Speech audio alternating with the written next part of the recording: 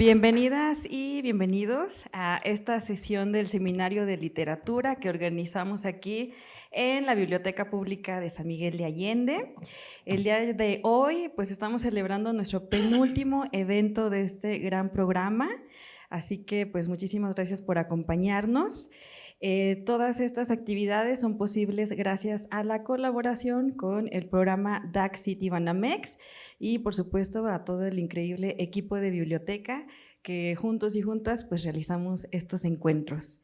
El día de hoy pues les voy a presentar a nuestro invitado, el escritor Julián Herbert, que se encuentra aquí junto con la escritora Carmen Rioja. Carmen Rioja es escritora y artista multidisciplinaria con experiencia en talleres de creación literaria y artística, conferencista y consultora cultural para diversas instituciones, universidades y organizaciones no gubernamentales. Trabaja como editora, curadora y restauradora en diversos proyectos, además de la producción personal de arte interdisciplinario que incluye libros publicados, escritura, pintura, arte objeto y performance multimedia en colaboración con otros artistas y escritores. Es autora de los libros La muerte niña y Rojo 43 y nuestra presidenta en la mesa directiva de la Biblioteca Pública. Un aplauso, por favor.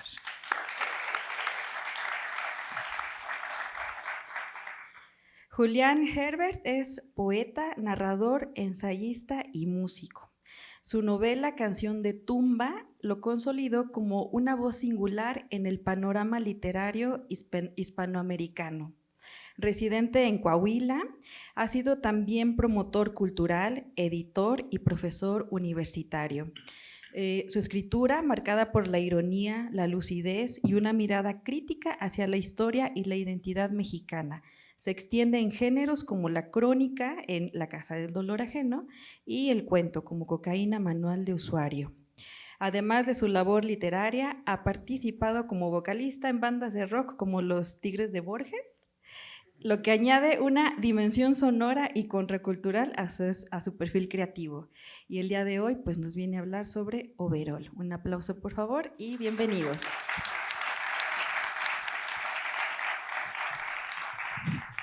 Buenas tardes, bienvenido Julián, es un gran placer tenerte aquí con nosotros en San Miguel de Allende. No, gracias, muchas gracias por la invitación, muchas gracias por estar aquí. Pues hoy tenemos un libro fantástico recién publicado, Overol, que se trata justamente de narrativa mexicana reciente y los apuntes que tú has hecho, pero que seguramente no solamente a partir de 2020, sino que son ideas que has venido desarrollando, empollando, incubando desde hace bastante tiempo. Has sido un gran lector, además de, por supuesto, un gran escritor. Y en este libro vemos que tu preocupación es por ofrecernos cuáles son esas observaciones, esas conclusiones que tú has hecho sobre literatura, específicamente mexicana y la más reciente. Y eliges una serie de autores con obras particulares que muestran esas características que nos pueden dar luz. Ayer una de nuestras compañeras hizo un comentario súper interesante, decía que leer crítica literaria nos permitía encontrar una forma más precisa de entender nuestra realidad, ¿no? Cuéntanos un poquito cómo llegaste a tomar esta decisión de escribir crítica literaria en esta ocasión y cómo seleccionaste estas obras. Pues bueno, muchas gracias. Voy a ver si puedo compactar la respuesta, porque la verdad es que la pregunta es muy interesante y amplia. Lo primero que me gustaría decir es que algo que de algún modo hablamos ayer, pero no entramos más en materia, la noción de la crítica literaria y qué significa ser crítica literaria y para qué sirve. Y quién la lee, esa es otra pregunta, ¿no? ¿Quién lee la crítica literaria? Y lo que hablábamos un poco es cómo distintas culturas se relacionan con los géneros de maneras diferentes. Yo pienso mucho en la crítica con una expresión anticuada que es la de la pasión crítica, que es que la crítica literaria puede ser útil para, por ejemplo, dar recomendaciones de libros, ¿no?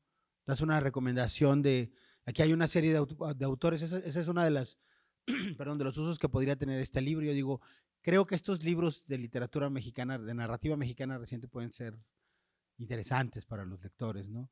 Otra es polemizar, ¿no? Es como yo creo en estos libros y no en otros, pero también tengo una manera particular de leer estos libros que a lo mejor no es la misma, que no significan lo mismo que para otras personas.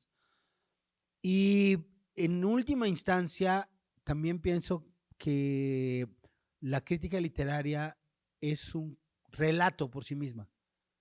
Cuenta un proceso de lectura, cuenta un universo en el que se relacionan autores con lectores, con editoriales, entonces también hay un chisme y una novela ahí. Entonces, creo que todo ese conjunto para mí sería como la pasión crítica. Y esa es una pregunta que yo todavía me hago. ¿Cómo los lectores mexicanos asumimos o no la pasión crítica? Para mí fue sorprendente que este libro apareciera no solo en la editorial, sino en la colección en donde apareció, porque, sobre todo en la colección, porque yo suelo publicar en esta editorial y en esta colección que es Literatura Random House, pero yo escribo narrativa y entonces mis libros de narrativa están publicados aquí. Entonces, esto lo contaba ayer en plan chisme, en una mesa, y pensé que estaba bueno platicarlo también acá. Cuando yo mandé este libro a la editorial, yo supuse que lo iban a meter en una colección de ensayo, como Lumen. Y al final, cuando me dijeron que iba a salir en esta colección, para mí también fue una experiencia bien interesante pensar que es el primer libro de ensayo de crítica que sale en esta colección que suele publicar sobre todo novelas. Y yo lo veo desde mi lado presuntuoso, por supuesto, como un triunfo de los lectores, ¿no? De algún modo de que de salirnos, para mí salirme de ese mundo que es el de hacer novelas y ser un escritor que cuenta historias nada más, a un poco lo que he hecho estos años. Y eso, quizá con esto puedo contestar la primera parte de la pregunta. ¿Cómo llegué aquí? Hay varias cosas que pasaron alrededor. Una fue la pandemia. Y la pandemia creo que sacó de mí muy fuertemente al lector, ¿no? Que la parte de mí que es alguien que escribe y cuenta historias, se quedó un poco dormida y despertó más el lector. Entonces, tenía ese tiempo de leer. Otra cosa que sucedió en ese mismo contexto es que hubo una explosión que hemos estado viviendo en estos años, en este último lustro, de las voces narrativas femeninas. Entonces, cuando se puso de moda lo de siéntese señor en Twitter, yo me lo tomé en serio. Y yo soy muy obediente a veces. Y dije, bueno, ok, me voy a sentar a leer. Y no es que solo hable de escritoras, hablo de escritores, escritoras, pero sí me interesaba hacer una recepción de una parte de esas novelistas y también como plantearme esa pregunta, como, ¿tiene un sentido esto de las escritoras? El libro es una respuesta parcial como que hago como lector también a ese universo, porque creo que en parte sí y en parte no. Quiero decir, hay un mercado que impulsó como la literatura escrita por mujeres per se, y eso le dio un espacio a grandes escritoras, a espléndidas escritoras. Y debajo de eso hay como una dinámica sociológica que de pronto incluso oscurece paradójicamente, algunas escritoras muy interesantes a mi juicio. Entonces, en fin, un poco era eso, entre leer, enfrentar otro momento, sentarse a leer. Y lo último que voy a decir es que este libro en realidad es también una recuperación de un diálogo con uno mismo. Hace 15 años me pasó algo semejante, hace un poco más. Yo escribía mucho poesía y digamos que en el proceso en el que nació mi hijo menor y adquiría él el lenguaje, sentí que la poesía no era algo que estaba como muy en mí en ese momento. Entonces mi reacción fue escribir ensayos sobre poesía. Y escribí un libro que se llama Caníbal, Apuntes sobre Poesía Mexicana Reciente. Y entonces este también era como otro momento de inflexión de decir, bueno, guardas un poco al escritor y saca al lector. Entonces son dos libros que dialogan también.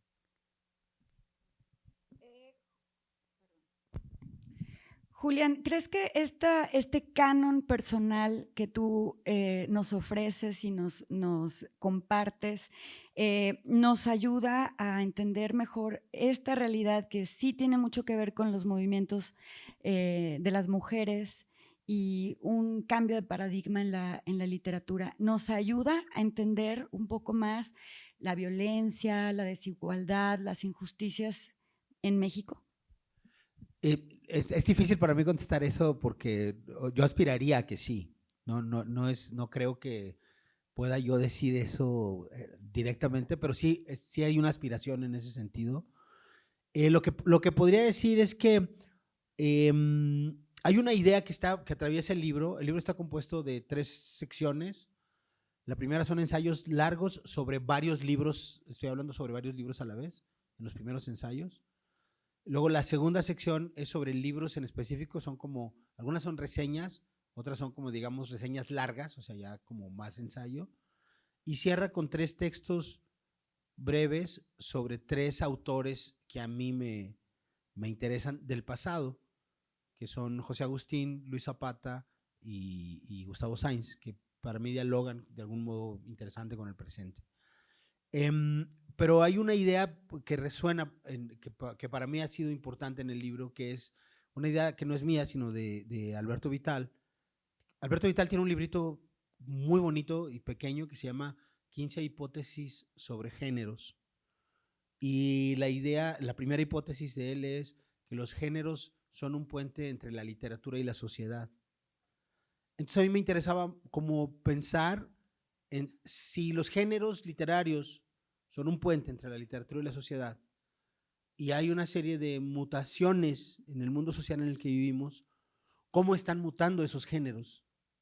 ¿No? Entonces, parte de esas mutaciones tienen que ver, por supuesto, con las identidades de género, y creo que es una discusión que está presente en la literatura, no solo como tema, sino como forma, ¿no? Esa noción de que el género es una identidad fluida está presente en la práctica de la literatura, donde hay una identidad fluida entre el género novela y el género testimonio, por ejemplo, ¿no? Hay una transtextualidad funcional en mucha de la literatura que estamos escribiendo. Luego, otra noción que está ahí, que tiene que ver con la violencia y la memoria, es el archivo. Por supuesto, no soy el primero que aborda el tema del archivo. Yo creo que si hay alguien que sentó una base para la lectura literaria que hacemos del archivo en el siglo XXI fue Cristina Rivera Garza, que es una autora que está muy presente en este libro. No es la única, por supuesto. Entonces, yo creo que es un poco eso, pensar en los géneros y cómo trabajamos con los materiales. A mí no me interesa, esa es mi vocación, no me interesa tanto como la sociología de la literatura, no es mi principal interés, sino cómo la sociología de la literatura afecta la estética, la técnica para hacer literatura, ¿no? O sea, parece que son como 2 universos separados. A mí lo que me interesa es como la hibridez. Justamente para allá quería llevar nuestra siguiente pregunta, que tiene que ver cómo afecta todos los diferentes elementos de la realidad, de la sociología, de los fenómenos que están aconteciendo, cómo afectan a la producción literaria. Abres también hablando de un gran teórico que escribe, algunos de ustedes tal vez conocen La ansiedad de las influencias, de Harold Bloom. Y uno de los conceptos que nos revela ahí es que todos los escritores estamos sujetos a pues la ansiedad, la necesidad de comunicar algo, pero como ya alguien más lo dijo y seguramente creemos que lo dijo mejor, entonces, o que no estamos calificados porque tal vez no pertenecemos a ese género que va a hablar o no somos las víctimas, y ahorita vamos para allá, si tenemos derecho o no a hablar de ese tema y abordarlo, ¿no? Desde dónde lo vamos a abordar, con qué punto de vista, etcétera. Y entonces eso genera un fenómeno que es la autocensura. Tu libro me recordó, además, bueno, porque mencionas a Harold Bloom, pero además también me recordó un libro maravilloso de Richard Ford que se llama Flores en las grietas. Y hoy hablamos de grietas. Y habla mucho de esto, de, por ejemplo, él lo pone en el contexto de los nativoamericanos y la literatura de los nativoamericanos y si solamente ellos pueden escribir eso y qué tanto él podía declararse nativo americano o 80% y 20% no, o sea, hasta dónde. Y eso es parte del problema de la literatura, desde dónde y quién. Sí, me gusta mucho esto porque tiene que ver justo con lo que decía antes sobre esas tensiones entre lo estético y lo sociológico. Voy a ver si lo puedo compactar eso también porque sí es largo y además creo que es muy interesante para este momento. Una de las cosas que están ahí es, Bloom habla de la angustia de las influencias y de cómo no, hay una presión emocional, a veces consciente y a veces inconsciente, en cómo nos insertamos en el canon, digamos, ¿no? Cómo la obra de un escritor, escritora, llega a formar parte de un canon histórico, del catálogo de Random House, de la biblioteca pública, de cómo llegas a tener un determinado prestigio, ¿no? Lo que yo planteo en uno de los ensayos del libro, que se llama La angustia de las legitimidades, es que de algún modo esa idea del canon, al momento de nosotros desarmarla, lo cual está muy bien, desarmar las ideas de autoridad, sobre esas ideas de autoridad se construyen otras. Entonces, una idea de autoridad contemporánea, muy reciente entre nosotros, es la noción de legitimidad. ¿Qué tan legítimo es? Sería la pregunta, que es una pregunta que se repite mucho en las presentaciones, en los writers' room, por ejemplo, cuando estás escribiendo un guión. ¿Qué tan legítimo es hablar del Me Too para un escritor? Esa es una pregunta, ¿no? La legitimidad para hablar de determinados temas se ha convertido en una forma de canon, ¿no? Entonces si tú eres una mujer de clase baja que habla sobre violencia intrafamiliar en los barrios, tienes más legitimidad que si eres una mujer de clase alta que habla de la violencia en las clases sociales altas en México. Estoy simplificándolo, pero eso es parte del discurso, ¿no? A veces de manera muy frontal, a veces de manera subrepticia, pero está ahí. Yo no estoy haciendo un juicio sobre este evento específico, sino sobre cómo afecta la manera en la que construimos relaciones entre escritores, escritoras, mundo editorial, construcción de prestigio, etc. Y hasta qué punto la valoración de lo estético forma parte de esos discursos, ¿no?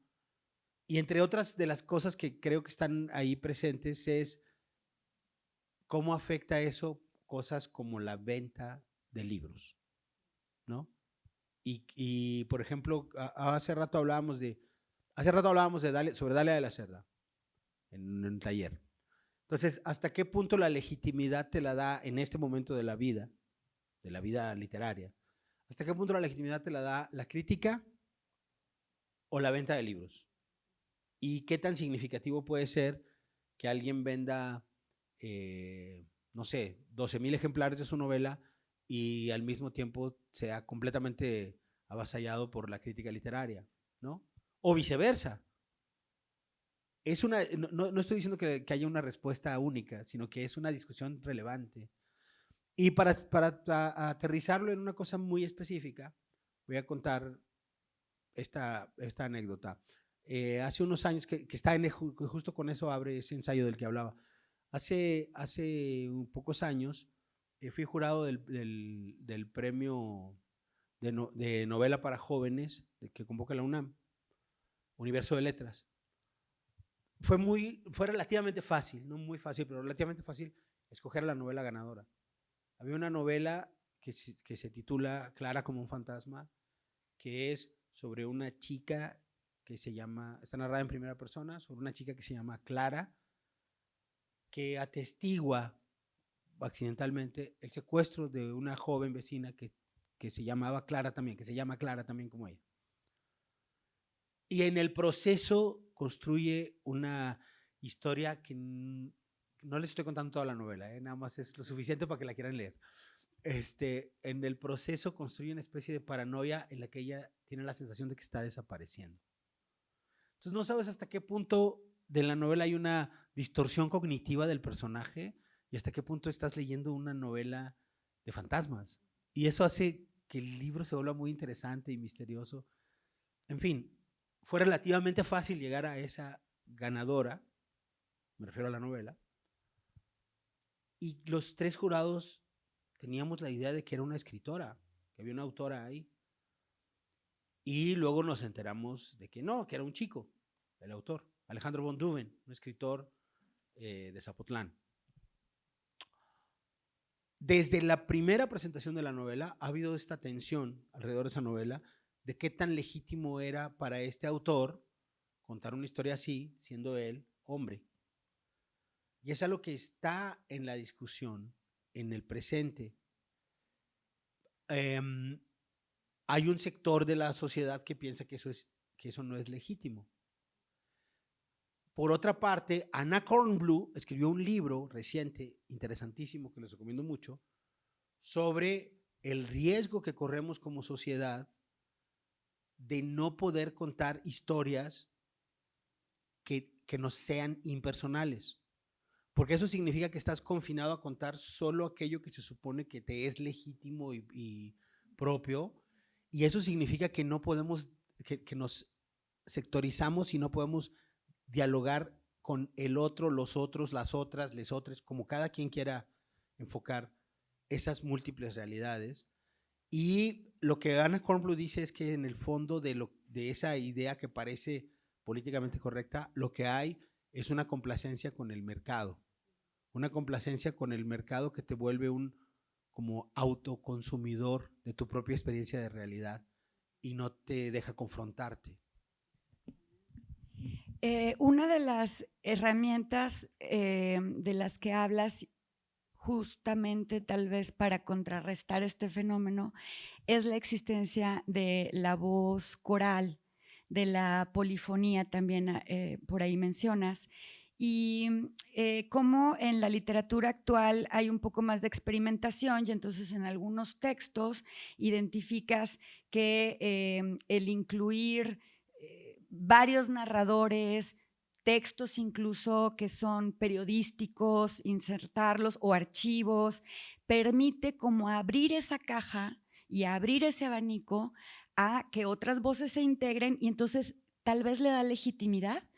¿Qué nos puedes contar de esta voz coral? ¿Qué significa hoy día y qué es la polifonía? Yo creo que ese es uno de los temas y eso conecta, yo creo, de algún modo con Revueltas, que ahorita podemos ir a Revueltas, porque uno de los problemas a los que nos enfrentamos es la voz de primera persona, la voz narrativa de primera persona. Esto que voy a decir es una estadística que creo que es interesante, que hace Anna Kornblum en el libro del que hablaba antes, que se llama Inmediatez o el estilo del capitalismo demasiado tardío.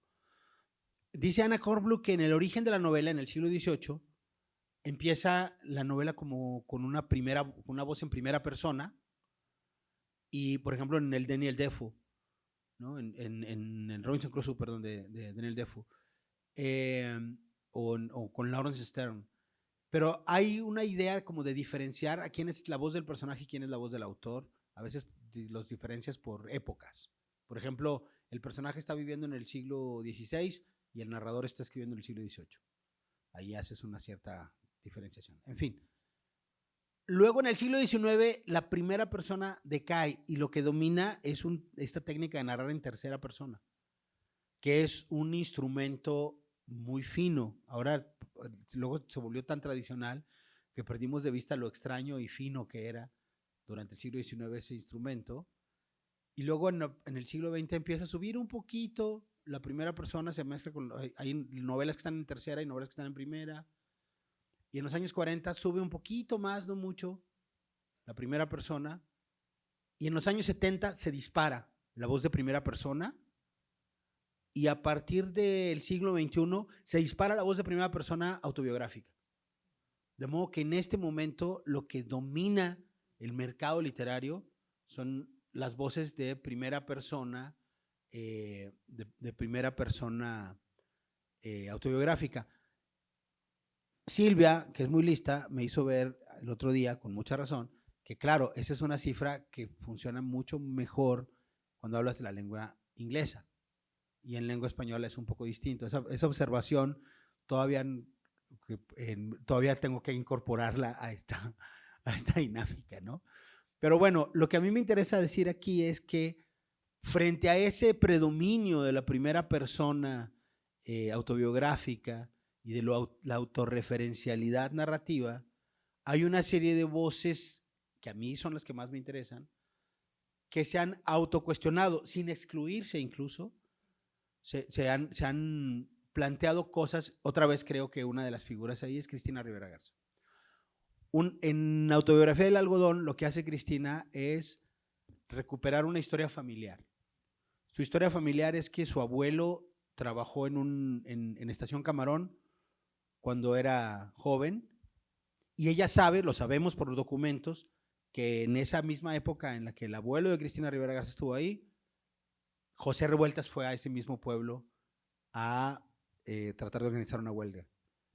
Entonces, Cristina Rivera Garza no tiene ningún dato fehaciente de que su abuelo y José Revueltas se hayan conocido, pero ella se inventa la ilusión, digamos, de que se conocieron, y narra esa parte de la historia con un tono de tercera persona, como si estuviera imitando el estilo de José Revueltas.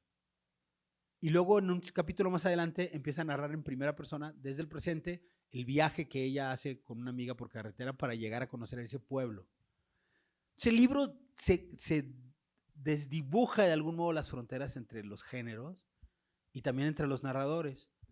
Y el otro ejemplo que se me ocurre, para aterrizar esto de lo que estamos hablando con ejemplos específicos, el otro ejemplo que se me ocurre es el de Emiliano Monge en Las Tierras Arrasadas. Emiliano cuenta una novela en la que hay un grupo que secuestra migrantes para vendérselos al crimen organizado como mano de obra esclava, y también para robarlos, etc. El libro va narrando en la prosa particular de Emiliano en tercera persona, pero luego hay una voz que se atraviesa en la novela que está narrando en primera persona plural, que es nosotros, fuimos, nos llevaron, trajimos, etc. Bueno, esa voz está formada por dos fuentes. La primera son fragmentos de la Divina Comedia que él cita e incorpora como para hacer una atmósfera infernal, y la segunda son documentos que él consultó en el Instituto Nacional de Migración, de declaraciones de migrantes que van conformando la historia. Entonces la voz se vuelve más compleja, agarra esta estructura coral, de modo que las víctimas no son ni de ficción ni de no ficción. Las víctimas son una voz plural que le pertenece y no a los autores. Estoy acortando un poco, pero el primer ensayo del libro es acerca de eso, de cómo la imagen de qué cosa es una víctima, qué significa ser una víctima, requiere de una interpretación que vaya más allá de la sociología, y es un territorio del ethos de la literatura.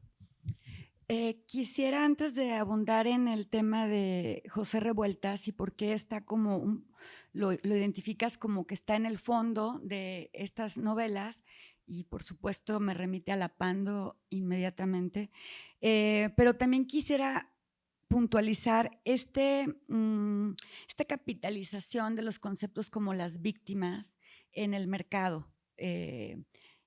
¿Cómo nos afecta también que haya un uso político de esta terminología y de alguna manera lo secuestre de otros contenidos más legítimos, hablando entonces de legitimidad.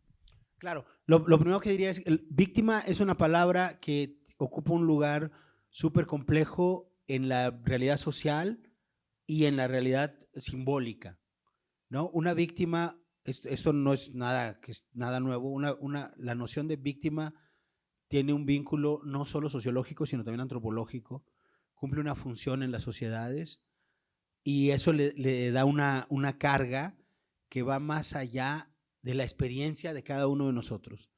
No, es decir, cada uno de nosotros tiene una determinada agencia sobre su realidad y en esa medida, sin querer desarticular lo que significa ser una víctima en un país como este, todos participamos de algún modo de la experiencia colectiva de qué cosa es una víctima. Ahora, en un país como este, es de gran interés para el Estado controlar qué cosa es o no una víctima y cómo se le define y cómo se interactúa con el mundo de las víctimas. Y también en un país donde la discusión es tan álgida y que puede ser como generar tanta polémica, pues es una grieta por donde el mercado puede, pues, apropiarse de múltiples discursos, ¿no? ¿Hasta qué punto una víctima es consciente de ser una víctima? ¿Hasta qué punto la voz de las víctimas parte de, o sea, dónde se sitúa para contar su historia y cuál es la intencionalidad de esa emisión? Es un tema que a mí me parece que está bueno discutirlo desde el punto de vista de la literatura, más allá desde el punto de vista de lo jurídico y de lo terapéutico, desde el punto de vista de la literatura. En mi experiencia como lector, parte de lo que hace más interesante la literatura testimonial de víctimas es cuando esas voces autorales se sitúan afuera del ámbito de la victimización. Es decir, hace rato hablaba de una novela de Neige Sino que se llama Triste Tigre. Ella dice que, yo insisto que es una novela, ella siempre ha dicho que no es una novela, que es un ensayo personal. Yo lo leo como una novela. Es un defecto mío seguramente.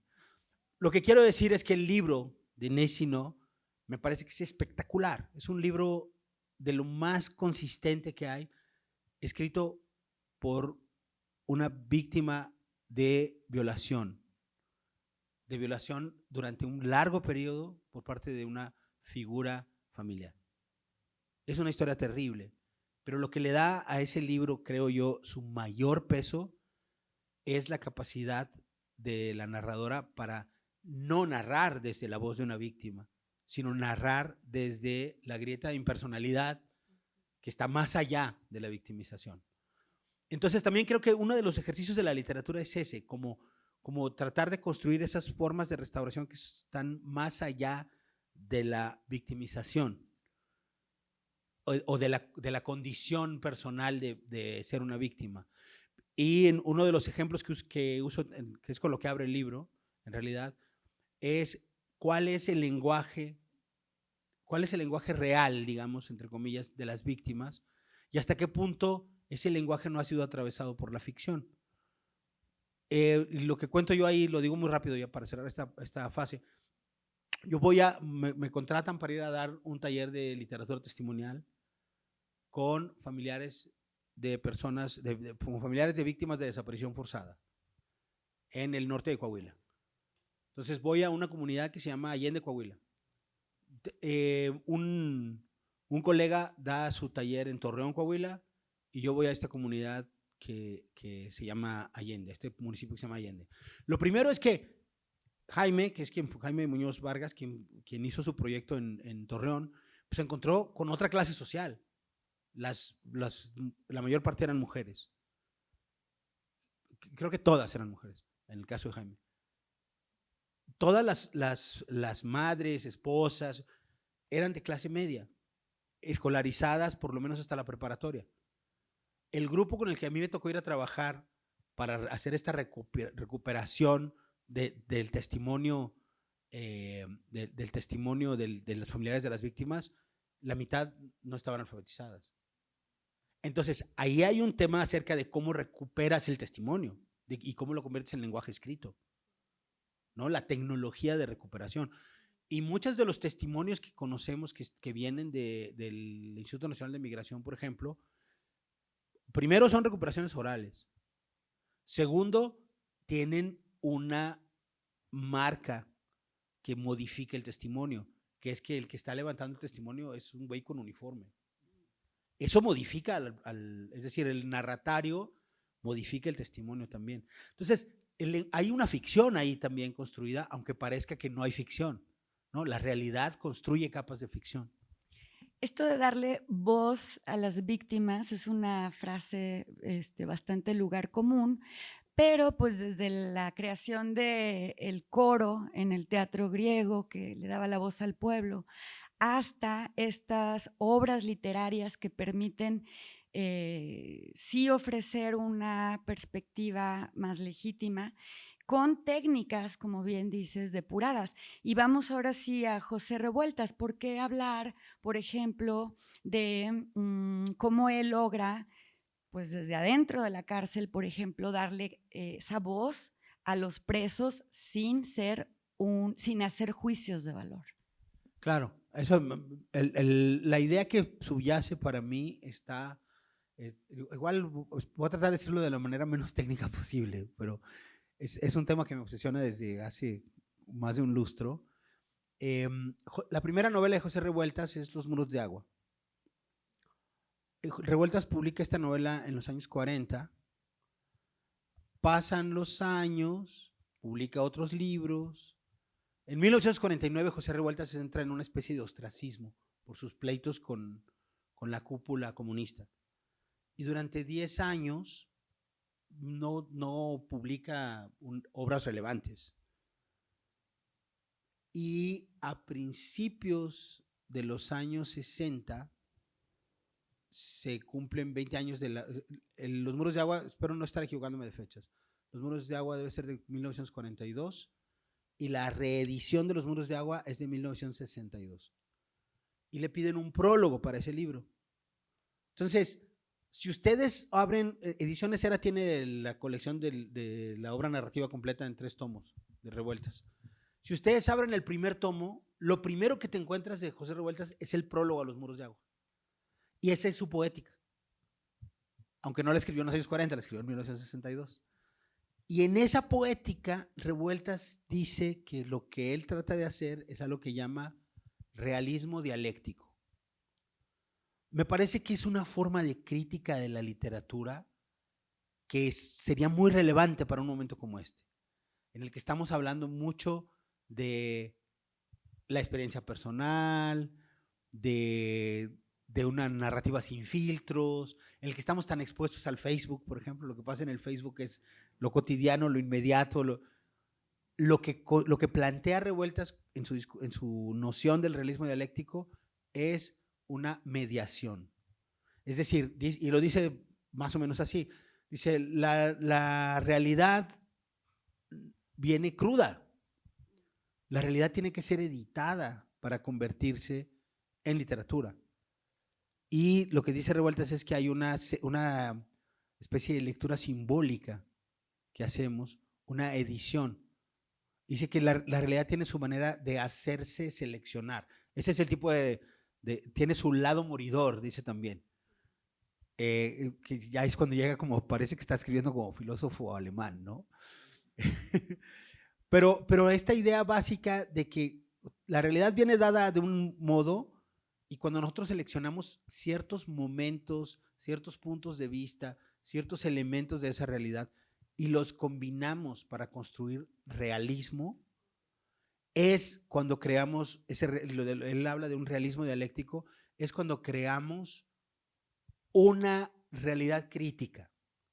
Es decir, el texto literario se convierte no solo en un registro de la injusticia, no solo en un testimonio del sufrimiento humano, sino una acción metafórica, digamos, que implica una técnica literaria que hace que el texto se vuelva más subversivo frente a la realidad que vivimos, más allá de la búsqueda de los voy a decir, de los derechos de los grupos afectados en la sociedad.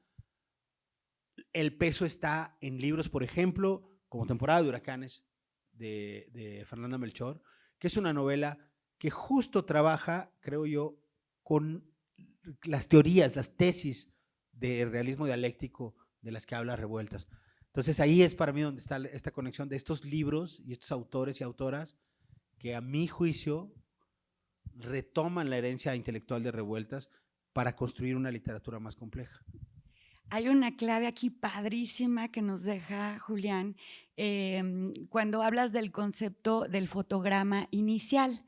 Justamente es eso cuando una imagen o una acción muy breve, muy sintética nos detona el nudo de una historia. Y, por ejemplo, Mónica Lavín dice que a ella esto se le aparece como si fueran ranas que le brincan, que ella sabe que tiene un cuento bueno o una historia que vale la pena contar cuando le brinca una rana. Y creo que tiene que ver con esto del fotograma inicial. ¿Qué es eso? Está muy bonita la imagen de Mónica. Sí, creo, voy a usar un ejemplo externo y luego voy a regresar a la literatura mexicana. En realidad la idea del fotograma inicial es una versión, digamos, una adaptación, una mexicanización de una idea que está en Walter Benjamin, filósofo alemán, que habla de la imagen dialéctica. Y además, para mí hay una relación entre el realismo dialéctico del que habla José Revueltas y la noción de imagen dialéctica que hay en Walter Benjamin. Voy a usar el ejemplo de Benjamin porque la imagen que él utiliza me parece muy poderosa. Él dice que una imagen dialéctica importante para su vida fue el umbral. Y se refiere al umbral específicamente, hablando del umbral de las casas donde se paraban las prostitutas en Berlín.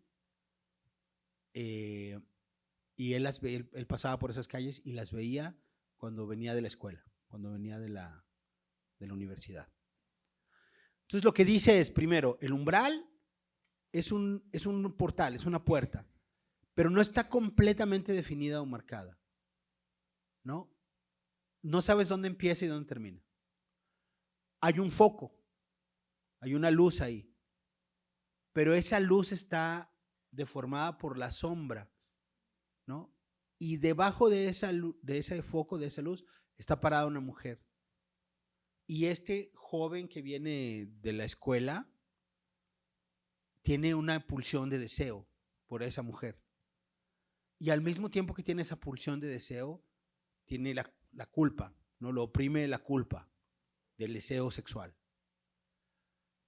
Al mismo tiempo, en medio de todo eso, esa mujer que es un cuerpo deseado es no solamente un pecado, sino es un problema social. Es una mujer que se prostituye por dinero, por necesidad. Lo que hay del otro lado del umbral es el sexo, el placer sexual y el abismo social entre un chico de clase media alta, hijo de gente que trabaja en un banco, que trae dinero en la bolsa para pagar los servicios de una prostituta, y la necesidad de una mujer de clase baja.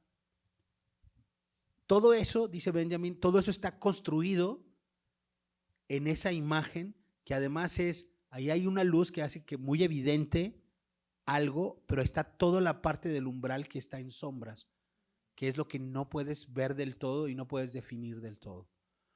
Esa es una imagen dialéctica. O sea, lo que quiero decir es que hay imágenes que son muy poderosas porque adentro de ellas está contenido el funcionamiento de la sociedad, está contenida la psique, los deseos inconfesados de cualquiera de nosotros, los resentimientos también y por supuesto las injusticias. Entonces voy a llevar eso a ese fotograma inicial. Cuando yo hablo del fotograma inicial, hablo de un libro mío, que es La Casa del Dolor Ajeno. La Casa del Dolor Ajeno es una crónica histórica que narra la masacre de chinos de Torreón de 1911. Y cuando yo hablo del fotograma inicial, hablo de esa rana, siguiendo, que eso te voy a robar se la voy a robar a Mónica Lavín, que es, cuando yo llego a esta historia, yo estoy buscando una información mucho más simple. Estaba entrevistando taxistas. Y alguien me dijo que buscara al personaje del Dr. Lim, que fuera a la casa de Lim, en realidad es lo que me dijeron. Ve a ver la casa. Fui a ver la casa, me empezaron a hablar del personaje. Y hay un momento en el que me entero de esta historia.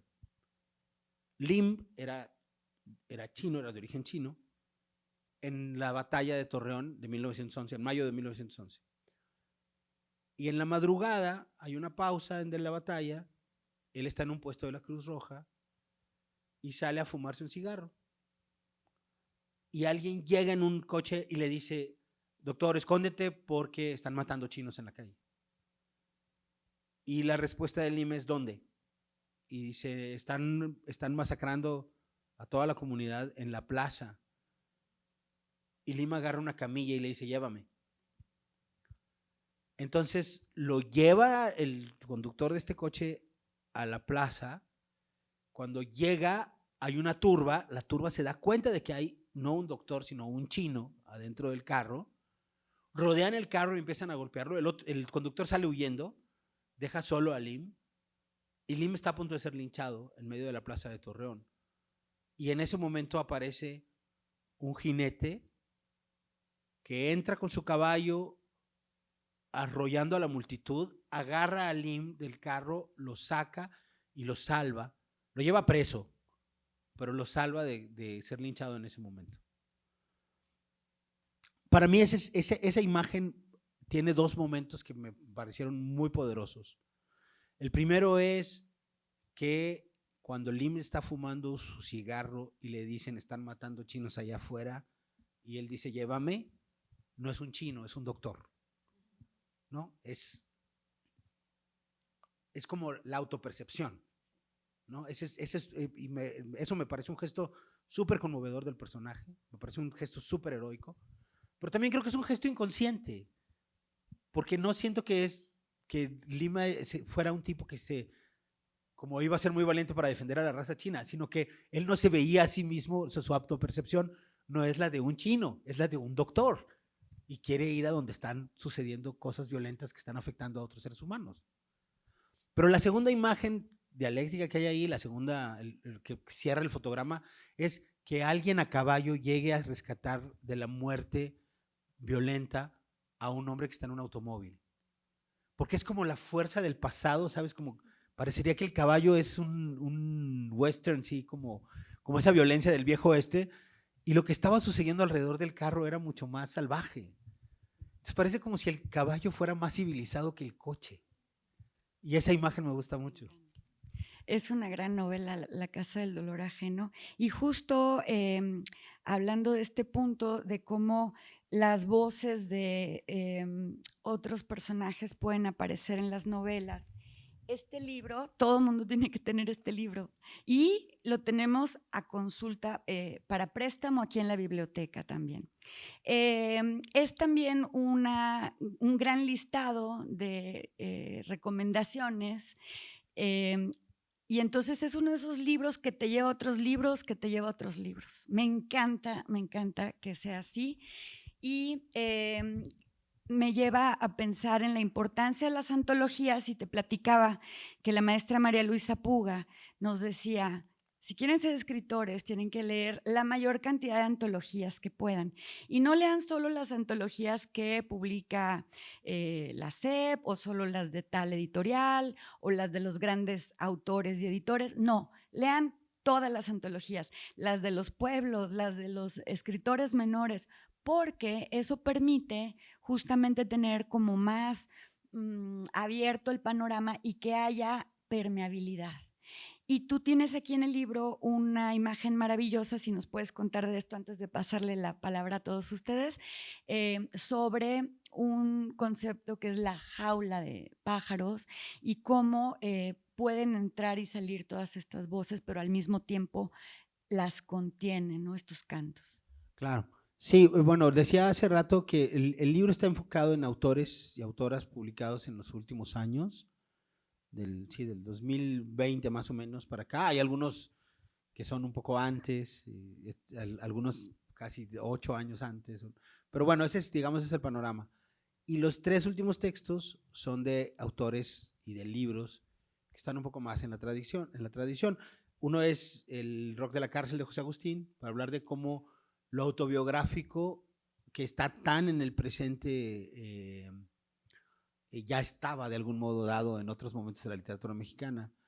El vampiro de la colonia Roma, de Luis Zapata, también para hablar de cómo el discurso que hay ahí, que tiene que ver con la cultura LGBT y que abre muchísimas ventanas para ver la diversidad sexual en México, es, además de eso, un tremendo discurso sobre la forma plasma del lenguaje, porque el gran ejercicio de Luis Zapata, no, digo, esto que voy a decir puede ser polémico, ¿no? Todo el mundo dice, es que Luis Zapata es el gran pionero del discurso LGBT en México. Sí, pero lo que es grandioso del libro es la prosa, ¿no? Es un libro con una prosa extraordinaria y por eso tiene ese peso y ese significado en la literatura mexicana. No depende nada más del tema. Bueno, digo todo esto porque el tercer libro del que hablo y el tercer autor del que hablo es Gustavo Sainz, pero no hablo de una novela o de un libro de cuentos de Gustavo Sainz, sino de una antología.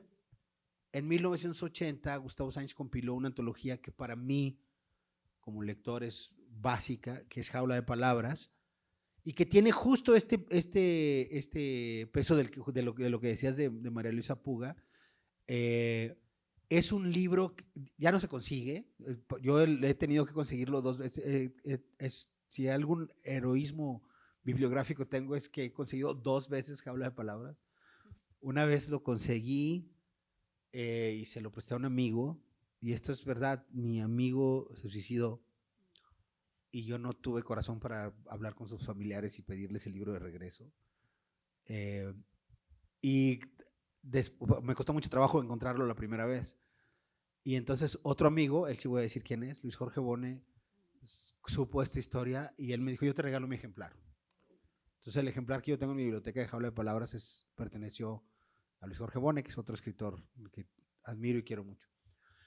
¿Qué tiene este libro? Jaula de Palabras es un libro que compiló, muy particular, que compiló en 1980 Gustavo Sainz, pensando, ¿qué está pasando en la narrativa mexicana? Entonces el libro incluye cuentos de, por ejemplo, Carlos Fuentes o Juan García Ponce, pero también incluye un montón de cuentos de autores que se perdieron, ¿no? que han publicado muy poco o en editoriales muy oscuras, como Gustavo Mazo. Hay un cuento que a mí me parece perfecto. Ahora olvidé el apellido, Humberto, olvidé el apellido del autor, perdón, pero el cuento se llama ¿A usted lo quieren? En forma de pregunta. Es un cuento perfecto, perfecto. Está, yo creo que la primera gran pieza de narrativa breve de Ethel Krause, que es un cuento que se llama La mula en la noria. Uno lee ese cuento y es una pieza sobre gosteo. Es eso, es de eso de lo que se trata el cuento. En fin, hay un texto extraordinario justo de María Luisa Puga. Es una compilación muy particular. Están algunos, un par, también de esos primeros cuentos de la literatura LGBT mexicana que se escribieron a finales de los años 70. Muchos de ellos provenían de talleres. Entonces, no son necesariamente autores y autoras que se hayan consagrado después. De hecho, uno de los cuentos es de una autora que luego se volvió teórica feminista y ha publicado muy esporádicamente en literatura, pero es muy reconocida como teórica feminista. Entonces, me interesaba mucho hablar de ese libro, un poco por lo que significa para mí como lector, porque es un libro que tiene eso justo de lo que hablabas, como una antología te puede dar textos que no están en ningún canon, pero son muy ilustrativos, y yo aprendí mucho técnicamente de ese libro, les robé muchos trucos a muchos de esos autores y autoras que no están tan en el candelero ahora. Pero también creo, para mí es una lección de humildad, porque esa era como, esta es la literatura mexicana que viene, y ya nadie se acuerda de ella, ¿no? Tiempo después. Entonces también hay esa, de mucho de lo que estamos haciendo es como, parece que nos estamos peleando con navajas por un microcosmos de realidad, ¿no? Porque el prestigio literario, pues es una cosa muy, no dejen ustedes lo banal, es muy pasajero, ¿no? Totalmente, Julián. Me gustaría que pasáramos a la parte de preguntas, por favor, Azar, y si nos apoyan allá arriba en cabina y van con un poquito de luz, gracias. Bueno, yo tenía una pregunta sobre lo que decías de la legitimidad. Alguna vez escuché que las editoriales occidentales o en general buscan el tremendismo latinoamericano, que se hable de desaparecidos, muertos, narco, porque eso hace sentir que el hombre occidental es civilizado o fuera, por eso es que lo ven tan distinto, ¿no? A mí me gustaría saber tu opinión si esto es cierto dentro de las editoriales, dentro de la crítica, si sigue ese tremendismo como fórmula mágica para seguir consumiendo solamente a los escritores latinoamericanos como el mensaje de lo incivilizado que puede ser América Latina cuando se habla en otros idiomas. Bueno, lo primero que diría es que, así como a bote pronto, que evidentemente no sigue funcionando eso, más allá de que haya funcionado, porque pues ahorita lo que vende es la literatura escrita por mujeres, ¿no? Este es el momento de la literatura escrita por mujeres. Ahora, es un momento lábil y en esa medida la idea de la violencia, por ejemplo, también ha sido un momento lábil, es un territorio muy resbaladizo. Lo que quiero decir es que hay un momento, a ver si lo puedo simplificar, pero hay un momento en el que explota la idea hay una literatura escrita por mujeres. Lo que todos sabemos, esto lo sabemos desde antes, es que hay más lectoras que lectores. Eso es una cosa muy evidente, está ahí, están las cifras, está podríamos hacer un recorrido rápido por la población que está en esta habitación, en fin, es muy evidente que hay más lectoras que lectores. Luego, en ese contexto, las lectoras han sido por generaciones muy generosas con las voces masculinas narrativas y de discurso. Eso ha sido así. Llega un momento en el que muchas de esas lectoras, estoy hablando aquí de datos meramente estadísticos, más allá de estéticos, llega un momento en que esas lectoras dicen, oye, no, yo ya quiero ahora leer escritoras también. Y hay un boom de escritoras, del que todos sabemos, ¿no? Ese boom de escritoras, sí tengo esta convicción, para que un boom funcione necesita un motor mercadotécnico, un público dispuesto y un producto que vender. Porque yo creo que si el producto no hubiera existido, pues sí, era muy difícil sostener ese equilibrio. La razón por la que se dio un boom de escritoras en el último lustro es porque había unas voces narrativas femeninas notables y creo que en Latinoamérica eso fue muy importante. ¿Y por qué hablo en pasado? Porque creo que es un boom que se ha desgastado. No que ya no existan buenas autoras y no existan buenos libros, pero pues, había una beta que descubrir que se consumió una parte de eso. Y entonces ahorita, si tú quieres un libro de Mariana Enríquez, pues una de dos, estoy hablando de un caso específico, una de dos. O dejas que Mariana Enríquez se vaya a Australia 2 años a escribir, o la traes de feria en feria paseando y firmando libros y ya no escribe el siguiente libro. Entonces, ¿cómo vamos a equilibrar eso? Que es como la noción del mercado, el tema, no creas que estoy olvidando la pregunta, ahorita regreso a ella. ¿Cómo vamos a conciliar eso? O sea, como la demanda de consumo con las necesidades reales, materiales de producción, con los estándares de calidad. Ese es un problema del capitalismo tardío aquí y en China. Cuando a eso le sumas el otro componente, el de lo latinoamericano y si la violencia latinoamericana ocupa un lugar o no, el problema de la civilización, digamos, de qué cosa es la civilización, creo que queda un poco rezagado como tema de la discusión literaria contemporánea. No digo que esos libros no se sigan produciendo y vendiendo, pero en este momento es mucho más difícil que un autor como Elmer Mendoza tenga un impacto global a que lo tenga una autora como Samantha Schweblin. Y eso afecta más allá de si el mundo anglosajón está premiando o no determinadas cosas. Lo que te podría decir yo es que luego va a parecer, bueno, lo voy a decir, pero esto es el año, este año, el año pasado, bueno, creo que este año salió la lista del Booker y apareció en la long list un libro de Dalia de la Cerda.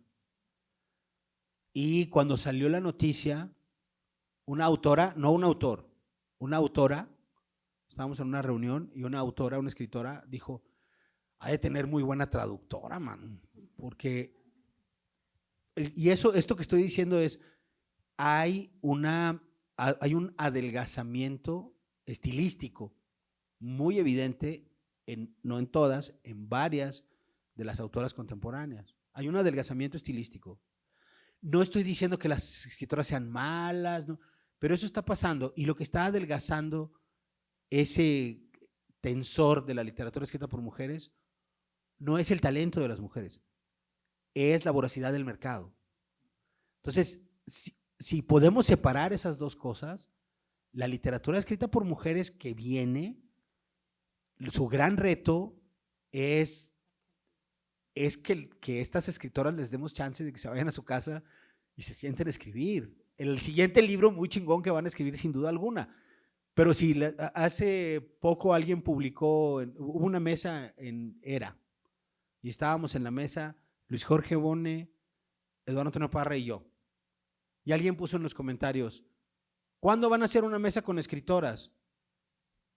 Y alguien le contestó, invitamos a todas las escritoras del catálogo, pero tenían su agenda ocupada. Si en este momento tú ves, en este momento, no estoy hablando de hace 3 años, si en este momento tú ves una mesa donde solo hay escritores, lo más probable es que sea porque eran los únicos que estaban disponibles. Gracias, Julián. Después de hacer un análisis tan microscópico de la literatura actual, ¿dónde quedas tú? O sea, ¿qué sigue de Julián después de autoanalizar la condición actual, ¿no? ¿Cómo te afecta hacer estos ejercicios como escritor? Esa pregunta me la temía.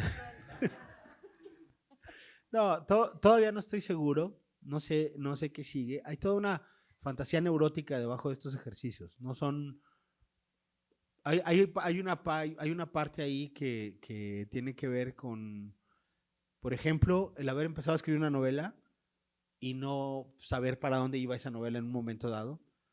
Entonces, mi gran ejercicio postergado de esta época es, pues llevo 3 años con una novela parada ahí, de la que escribí 50 páginas muy sueltamente y luego ya no supe qué seguía. Y entonces, esa es una.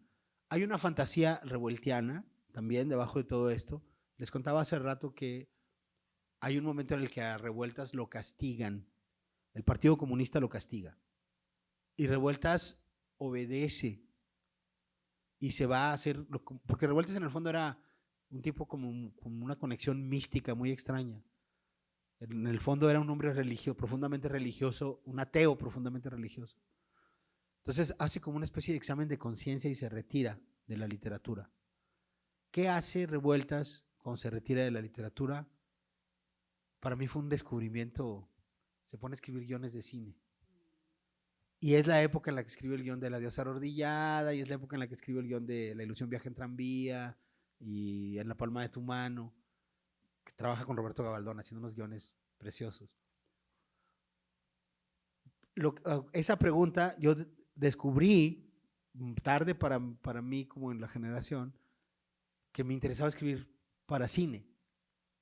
Entonces, en algún momento escribí un argumento, desarrollamos ese argumento durante años, y eso acabó convirtiéndose en una serie de Disney Plus que se llama, estoy haciendo un comercial, que se llama La Máquina, en la que actúan Diego Luna y Gael García Bernal.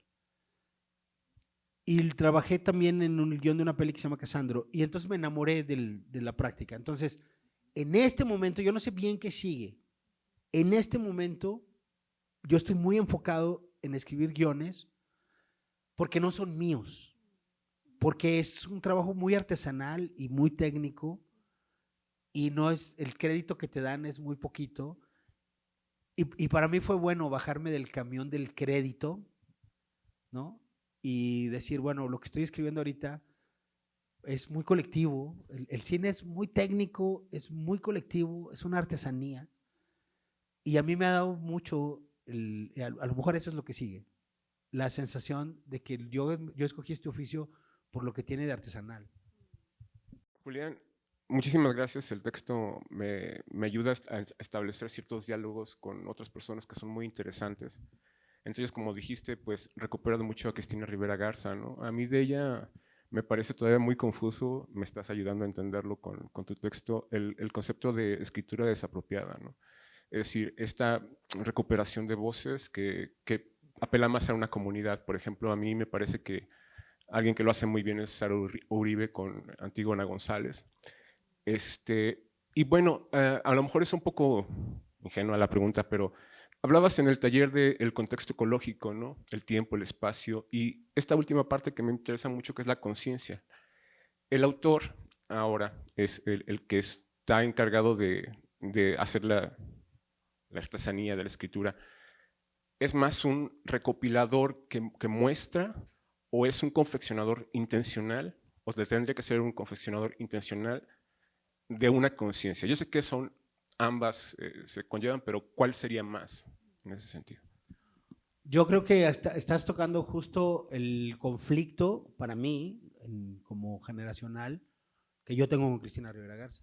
Porque Cristina te respondería que, por supuesto, por ejemplo, yo no estoy del todo de acuerdo con ese, digo, ella utiliza la noción de desapropiación, entiendo su enfoque subversivo, pero yo pienso que eso es apropiación, tal cual. Es decir, tú te apropias de es como, estas son las cajas de los diarios de mi hermana y voy a trasladar esto a un discurso narrativo. Estoy de acuerdo con todo eso, pero la idea de que eso es desapropiación, yo no estoy tan de acuerdo. Cuando Cristina dijo en su discurso, estas cosas las he discutido con Cristina Rivera Garza porque somos buenos amigos, entonces no es como hablar mal de ella, es un desacuerdo real, ¿no? Con alguien a quien admiro mucho además. Cuando Cristina dijo en su discurso de Bellas Artes, ver entrar a Liliana a este palacio, quien recibe el premio Bellas Artes es una escritora, quien recibe el premio Villaurrutia, o sea, fue una escritora con una idea formativa, es decir, material, de los discursos, del lenguaje que construyes y que planteas desde una manera intelectual. Entonces, la respuesta, en realidad esta es la respuesta larga. La respuesta corta para mí es, yo creo que el tema es la confección. El artista tiene una mirada específica que le da una dimensión a los materiales, por eso pienso mucho como artesano. Entonces, mi diferencia no es, mi diferencia intelectual ahí no es de tipo ideológico, porque en el fondo, ideológicamente estamos de acuerdo. Creo que la manera en la que Cristina usa los materiales, formalmente, materialmente, nos reveló, me incluyo, a muchos, una manera de atender al fenómeno narrativo que no estaba ahí. O sea, Cristina lo vio antes que ninguno de nosotros. Eso creo que es bien importante como cultura y como sociedad, darle ese sitio a la voz de Cristina Rivera Garza como un momento de inflexión de la literatura mexicana. Eso existía, por supuesto que existía, lo había hecho de alguna manera Elena Poniatowska, etcétera, etcétera. Yo creo que la complejidad formal, estructural que le da Cristina es como un agregado central. Lo que creo que hace Cristina después es trasladar eso a un discurso como si lo que estuviera haciendo fuera más parecido a lo que hace Elena Poniatowska. Y yo creo que no es así. O sea, lo que hace que el trabajo de Cristina sea tan relevante es precisamente la especificidad de su mente narrativa, ¿no? Entonces, yo creo más siempre en la figura del artesano. Creo que la literatura, lo que cambia la literatura no es nada más la sociedad. Hay una parte de que la sociedad cambia, pero hay voces que ponen una inflexión ahí. Sí creo que es eso que Eliot llamaba el talento individual. Yo sí creo que existe tal cosa como el talento individual. Muchas gracias. Queremos darle un gran reconocimiento a Julián por esta participación en el seminario que nos has hecho tan felices.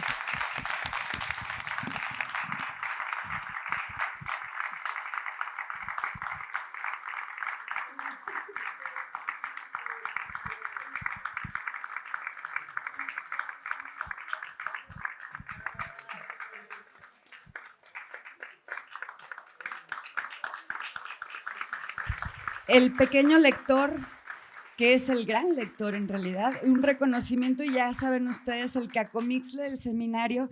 De verdad estamos muy agradecidos y queremos invitarlos, por supuesto, a que continúen con nosotros en los siguientes módulos. Nos queda uno con nuestro gran querido amigo Alberto Chimal, y después pues vamos a recapitular. Recuerden inscribirse en nuestras redes sociales.